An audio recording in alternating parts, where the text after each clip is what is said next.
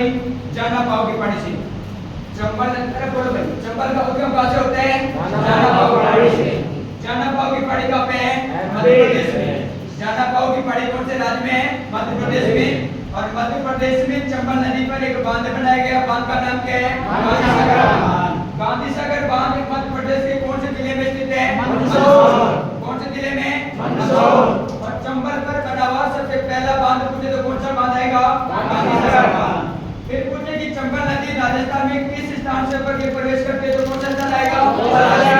चौरासीगढ़ कौन से जिले में? चित्तौड़गढ़। फिर पूछे कि चंबल नदी पर एक जलप्रपात बना हुआ है, उसका नाम क्या है? सूर्य जलप्रपात। कौन से स्थान पर बना हुआ है?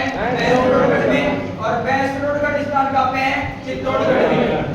चंबल नदी पर दूसरा बांध कौन सा बना हुआ है? बड़ा प्रतापसागर बांध। कौन से स्थान पर है? रावतपाटा में। रावतपाटा कहाँ पे है? चित्तौड़गढ़। चंबल नदी पर तीसरा बांध कौन सा बना हुआ है? जवाहर सागर बांध। जवाहर सागर बांध कहाँ पे है? गोरवस गांव, कोटा में। चंबल नदी पर चौथा बांध कौन सा है? कोटा बैराज।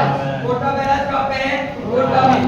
और बूंदी जिले का वह कौन सा स्थान है जहाँ पे चंबल की गहराई और चौड़ाई सर्वाधिक होती है तो कौन सा स्थान आएगा? केशवरायपट्टनम में जाकर चंबल की गहराई और चौड़ाई सर्वाधिक होती है। चंबल नदी 3 जिलों में बीहड़ क्षेत्र का निर्माण करती है। पहला जिला कौन सा है? सवाईमाधोपुर। दूसरा कौन सा है? बरेली। तीसरा कौन सा है? भरमौर। चंबल नदी है ना जो मिट्टी का सर्वाधिक अवनालिका अपरदन।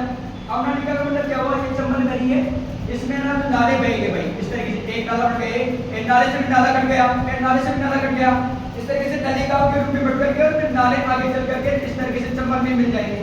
इसे बोलते हैं अवनालिका अपरदन। जब नाले बहेंगे तो जगह जगह मिट्टी का कटाव करेंगे, इसे बोलेंगे अवनालिका अपरदन। और राजस्थान की वह कौन सी नदी है जो सर्वाधिक अवनालिका अपरदन करती है तो कौन सी आएगी? चंबल नदी। फिर देखो चंबल नदी है ना जो कौन से स्थान पर जाकर यमुना में मिल रही है तो इटावा उत्तर प्रदेश में। और यमुना नदी का जल कहाँ पे लेकर के जा रही है? गंगा में। सुसनेर की पहाड़ी से कौन सी नदी का उद्गम होते हैं? आओगा। बागलियों की पहाड़ी से कौन सी होते हैं?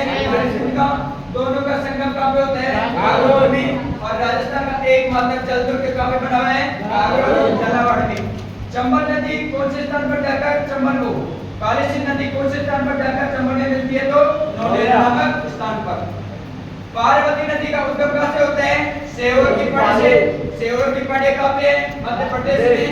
और एक करियाहट भारत से होकर राजस्थान में प्रवेश करती है और पैसे पलियार पैसे पार्वती और पलियार नामक स्थान पर जाकर सवाईमाधोपुर में मिल जाती है। तो मेरे भाई चंबल नदी और छापते हो।